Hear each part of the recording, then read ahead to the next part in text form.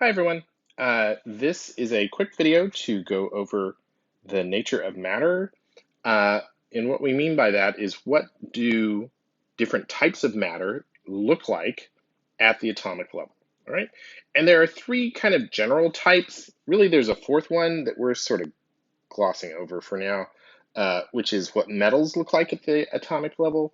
Metals like iron and sodium, um, or chromium, when they're a pure element, um, they exist in a lattice of neutral atoms. We'll come back to that.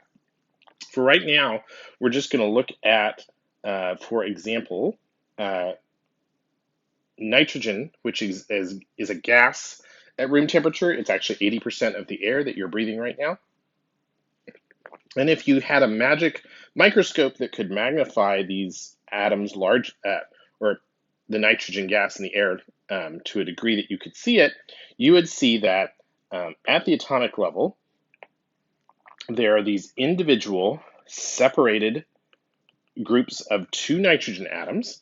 And whenever we have groups of atoms that are stable and exist together, stuck together due to a force that we haven't talked about yet, we'll get to it later. But there's a force holding those together in a structure like this. We call that structure a molecule. All right. And the characteristics of molecules is that they're always separated from the other molecules around them. So there's some space, there's some distance that we see between one molecule of nitrogen and the next. All right. So um, a word that we often use to describe molecules is that they are discrete. It just means that they're separate from each other and they're stable. Um, so notice that all of the atoms here are nitrogen atoms. So therefore, if we were classifying this, we would say that nitrogen here is an element, right? Because all the atoms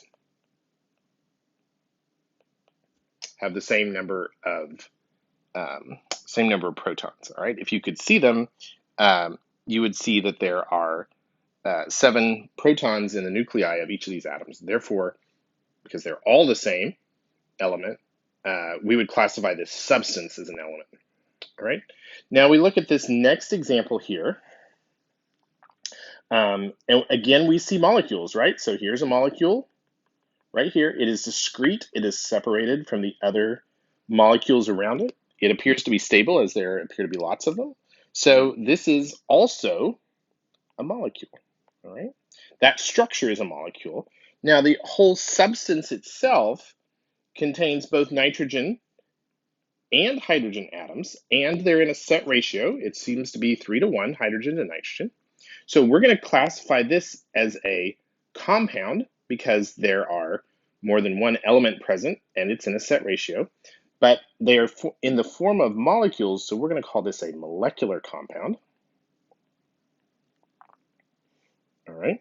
So both a compound because set ratio of nitrogen to hydrogen, and a molecular compound because at the atomic level, we see that the basic structure is molecules. Now we come to our third example here, the potassium chloride, the KCl. And this is a completely different thing. There are no molecules here. We don't see separated groups of atoms, all right? What instead we see is this repeating lattice. We see K plus, Cl minus, K plus, Cl minus, over and over and over. All right, and we're only representing a little bit of it here because we're being lazy, and it would be very difficult to represent the hundreds of billions of potassium chloride ions in a sample. Notice also that they are in fact ions, right? So we see that there's a charge written here, +1 for the potassium, -1 for each of the chlorides, all right? So that tells us we're dealing with something completely different. Not only do we not have molecules, at the atomic level, these are existing as charged particles, in other words, ions. So we're going to notice there is a set ratio, right? Every 1 K, there's K plus, there's a Cl minus.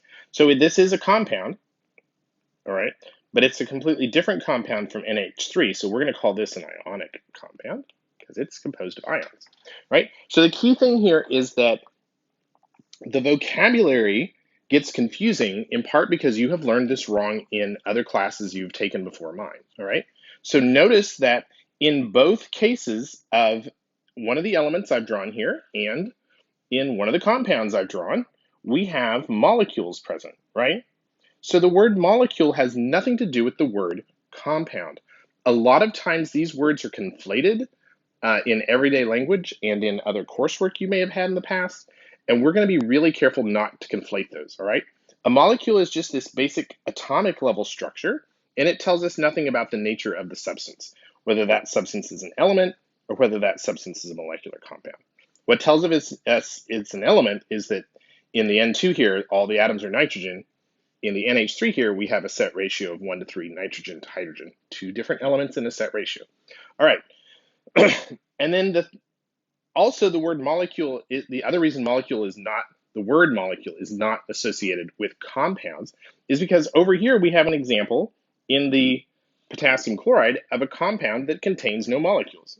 It is a set ratio of more than one element, therefore it's a compound.